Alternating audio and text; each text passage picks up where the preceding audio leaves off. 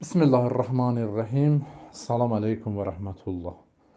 Biz çalışacağıq ki, sabah bu qoyduğumuz suala cavab verək. Sual nədən ibarətdir? Atan dindarlar belə bir cümlə işlədirlər ki, hicab bizim namusumuz, qeyrətimizdir.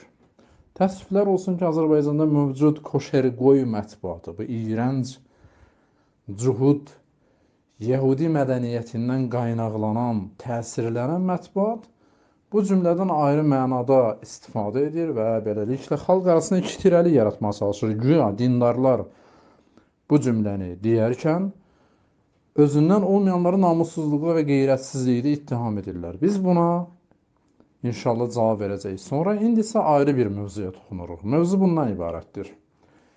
Tez-tez dinə qarşı və məxsən İslam dininə qarşı ittiham barmağını uzadırlar. Deyirlər ki, müharibələrin əsas səbəbi dindir. Burada xüsusi mənada olaraq İslam dini nəzərdə tutulur. Biz bu suala çalışarıq qısa cavab verək.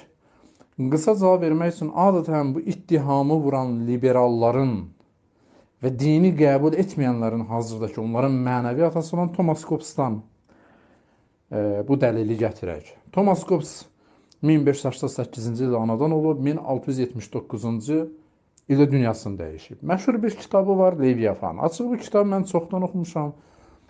Bir neçə dəfə mütaliə eləmişəm, amma çox üstündən bir müddət vaxt keçdiyi üçün bütün mövzusu, məzmunu yadımda qalmayıb. Amma əsas yadda qalan bir neçə nöqtə var ki, zənnimcə bu nöqtələrə biz işarə etsək, sualın cavabı aydınlaşacaq. Bu liberallara biz lazımlı cavab verə biləcəyik. Bu kitab bilirsiniz, böyük deməli, vətəndaş müharibəsi dövründə yazılıb, ingilis dilində yazılıb.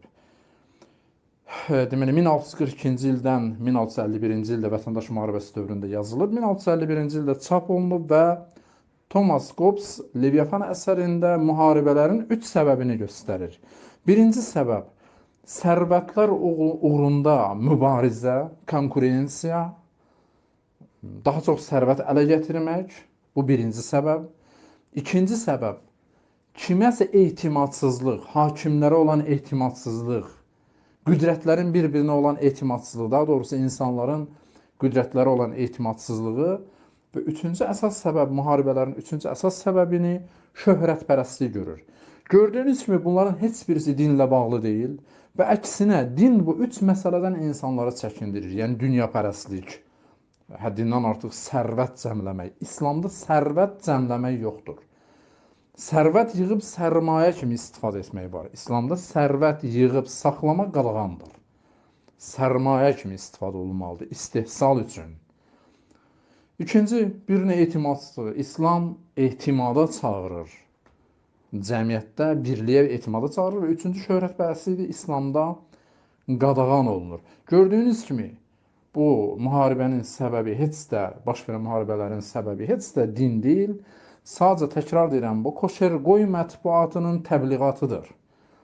Məxsən İslamı gözdən salmaq üçün və dini ümumi şəkildə səhnədən çıxarmaq üçün bütün bu çirkinlikləri, müharibələri tez atırlar dinin üstünə və beləliklə özlərini təmizliyə çıxarmağa cəhd göstərirlər.